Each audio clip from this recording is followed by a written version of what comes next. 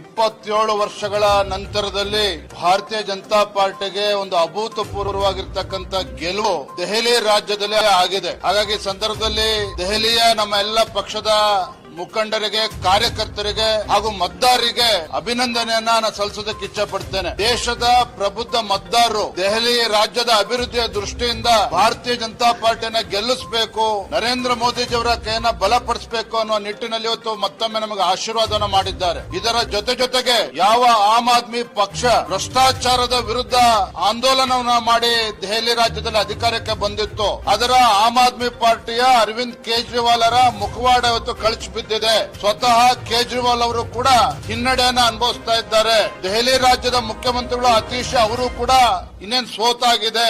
ಮನೀಶ್ ಸಿಸೋಡಿಯಾನು ಕೂಡ ಸೋಲ್ತಾ ಇದ್ದಾರೆ.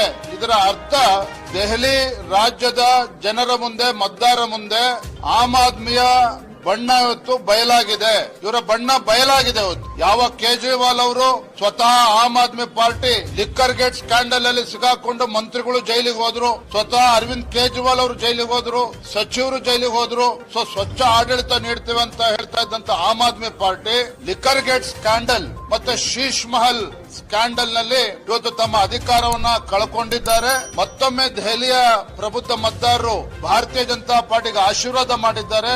ನರೇಂದ್ರ ಮೋದಿಜಿ ಅವರ ಕೈಯನ್ನ ಬಲಪಡಿಸಿದ್ದಾರೆ. ಹಾಗಾಗಿ ಮತ್ತೊಮ್ಮೆ ಎಲ್ಲ ದೆಹಲಿಯ ಮತದಾರರಿಗೆ ಮತ್ತು ನಮ್ಮ ಕಾರ್ಯಕರ್ತರಿಗೆ